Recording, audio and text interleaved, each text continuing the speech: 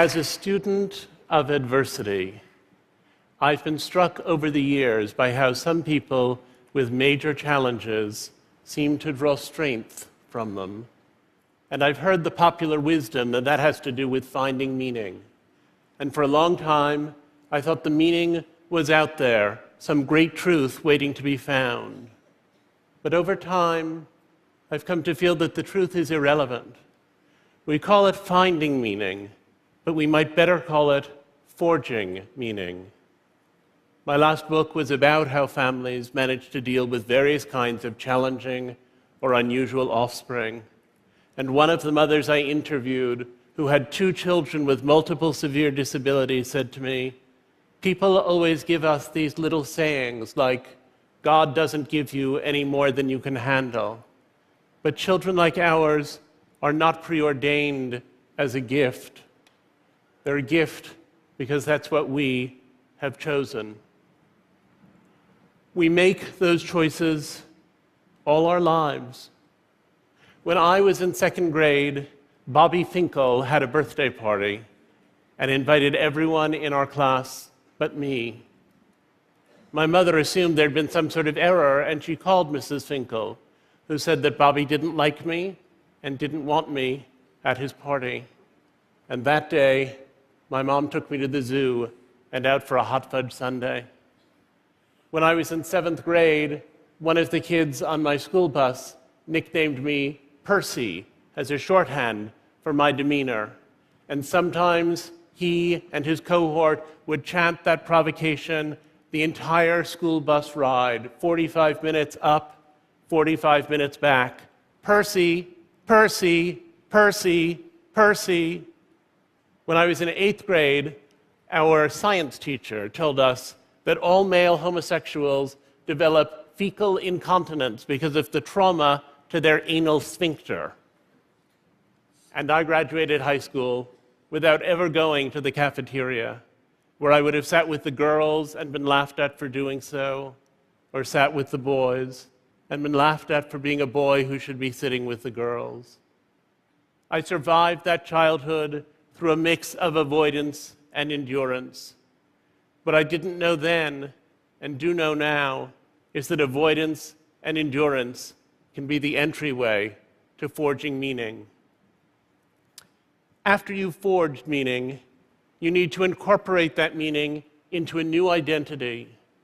You need to take the traumas and make them part of who you've come to be, and you need to fold the worst events of your life into a narrative of triumph, evincing a better self in response to things that hurt. One of the other mothers I interviewed when I was working on my book had been raped as an adolescent and had a child following that rape, which had thrown away her career plans and damaged all of her emotional relationships. But when I met her, she was 50, and I said to her, "Do you often think about the man who raped you?"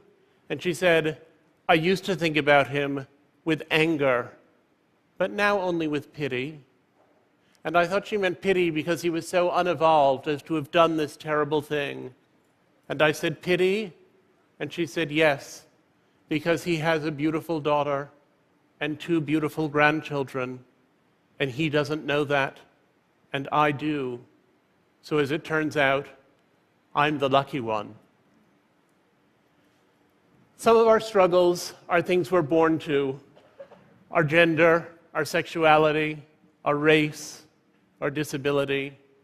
And some are things that happen to us: being a political prisoner, being a rape victim, being a Katrina survivor. Identity involves entering a community to draw strength from that community and to give strength there too. It involves substituting "and" for "but," not "I am here, but I have cancer," but rather "I have cancer and I am here." When we're ashamed, we can't tell our stories, and stories are the foundation of identity. Forge meaning, build identity. Forge meaning and build identity. That became my mantra. Forging meaning is about changing yourself. Building identity is about changing the world.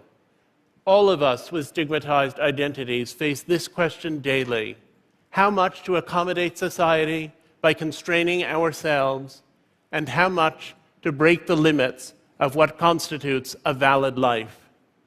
Forging meaning and building identity does not make what was wrong right. It only makes what was wrong precious. In January of this year, I went to Myanmar to interview political prisoners, and I was surprised to find them less bitter than I'd anticipated. Most of them had knowingly committed the offenses that landed them in prison, and they had walked in with their heads held high, and they walked out with their heads still held high, many years later. Dr. Mathi Da, a leading human rights activist who had nearly died in prison and had spent many years in solitary confinement, told me she was grateful to her jailers for the time she had had to think, for the wisdom she had gained, for the chance to hone her meditation skills. She had sought meaning and made her travail into a crucial identity. But if the people I met were less bitter than I'd anticipated about being in prison, they were also less thrilled than I'd expected about the reform process going on in their country. Mathi Da said, "We Burmese are noted for our tremendous grace under pressure, but we also have grievance under glamour," she said, "and the fact that there have been these shifts and changes doesn't erase the continuing problems in our society that we learned to see so well while we were in prison." And I understood her to be saying that concessions confer only a little humanity where full humanity is due, that crumbs are not the same as a place at the table, which is to say, you can forge meaning and build identity and still be mad as hell. I've never been raped, and I've never been in anything remotely approaching a Burmese prison. But as a gay American, I've experienced prejudice and even hatred, and I've forged meaning, and I've built identity, which is a move I learned from people who had experienced far worse privation than I've ever known. In my own adolescence, I went to extreme lengths to try to be straight. I enrolled myself in something called sexual surrogacy therapy, in which people I was encouraged to call doctors prescribed what I was encouraged to call exercises with women I was encouraged to call surrogates, who were not exactly prostitutes, but who were also not exactly anything else.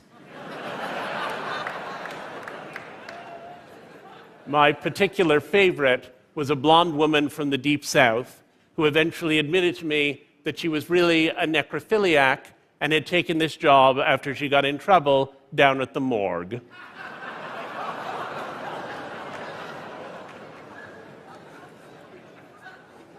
These experiences eventually allowed me to have some happy physical relationships with women, for which I'm grateful. But I was at war with myself, and I dug terrible wounds into my own psyche. We don't seek the painful experiences that hew our identities, but we seek our identities in the wake of painful experiences. We cannot bear a pointless torment, but we can endure great pain if we believe that it's purposeful. Ease makes less of an impression on us than struggle.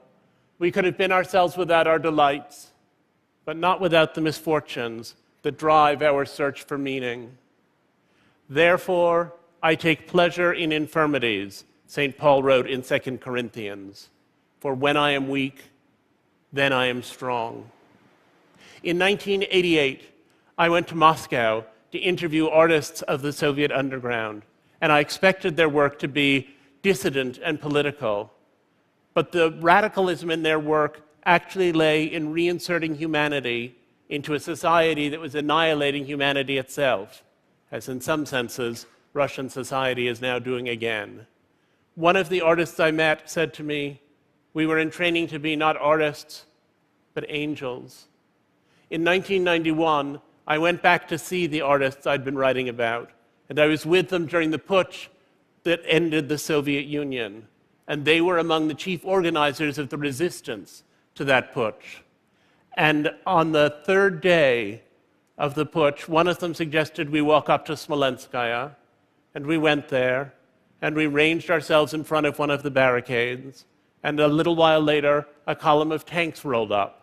And the soldier on the front tank said, "We have unconditional orders to destroy this barricade. If you get out of the way, we don't need to hurt you. But if you won't move, we'll have no choice but to run you down." And the artist I was with said, "Give us just a minute. Give us just a minute to tell you why we're here." And the soldier folded his arms, and the artist launched into a Jeffersonian panegyric to democracy, such as those of us who live in a Jeffersonian democracy would be hard-pressed to present. And they went on, and the soldier watched, and then he sat there for a full minute after they were finished, and looked at us so bedraggled in the rain, and said, "What you have said is true, and we must bow to the will of the people. If you'll clear enough space for us to turn around, we'll go back the way we came." And that's what they did. Sometimes forging meaning can give you the vocabulary you need to fight for your ultimate freedom. Russia awakened me to the lemonade notion that oppression breeds the power to oppose it, and I gradually understood that as the cornerstone of identity. It took identity to rescue me from sadness. The gay rights movement posits a world in which my aberrances are a victory. Identity politics always works on two fronts: to give pride to people who have a given condition or characteristic, and to cause the outside world to treat such people more gently and more kindly. Those are two totally separate enterprises, but progress in each sphere reverberates in the other. Identity politics can be narcissistic. People extol a difference only because it's theirs. People narrow the world and function in discrete groups without empathy for one another. But properly understood and wisely practiced, identity politics should expand our idea of what it is to be human. Identity itself should be not a smug label or a gold medal, but a revolution. I would have had an easier life if I were straight, but I would not be me. And I now like being myself better than the idea of being someone else. Someone who, to be honest, I have neither the option of being nor the ability fully to imagine. But if you banish the dragons, you banish the heroes. And we become attached to the heroic strain in our own lives. I've sometimes wondered whether I could have ceased to hate that part of myself without Gay Pride's Technicolor fiesta, of which this speech is one manifestation. I used to think I would know myself to be mature when I could simply be gay without emphasis. But the self-loathing of that period left a void, and celebration needs to fill and overflow it. And even if I repay my private debt of melancholy, there's still an outer world of homophobia that it will take decades to address. Someday, being gay will be a simple fact, free of party hats and blame, but not yet. A friend of mine, who thought Gay Pride was getting very carried away with itself, once suggested that we organize Gay Humility Week.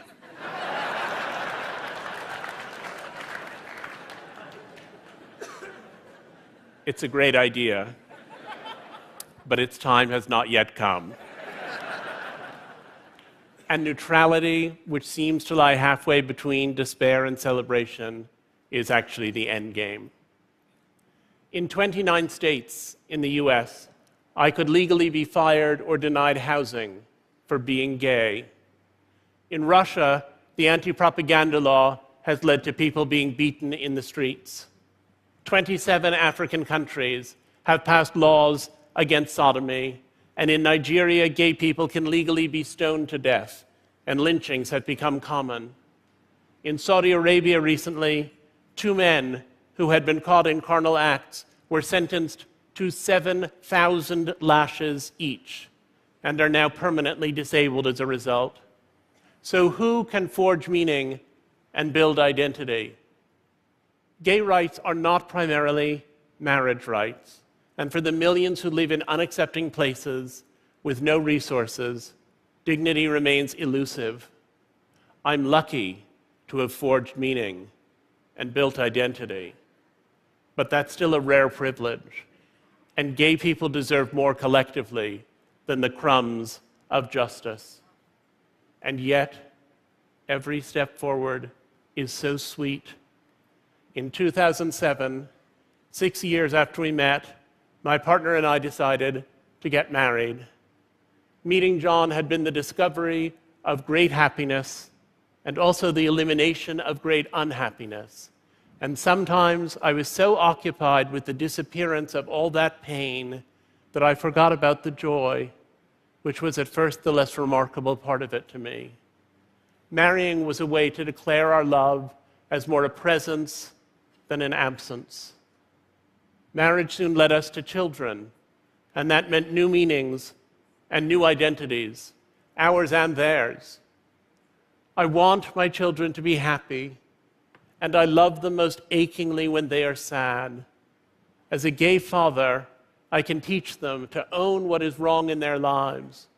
But I believe that if I succeed in sheltering them from adversity, I will have failed as a parent.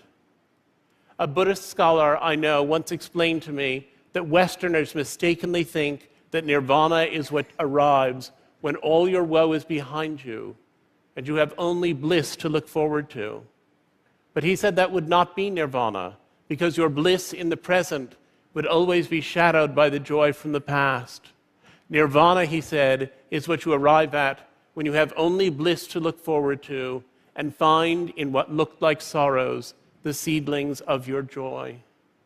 And I sometimes wonder whether I could have found such fulfillment in marriage and children if they'd come more readily, if I'd been straight in my youth or were young now, in either of which cases this might be easier.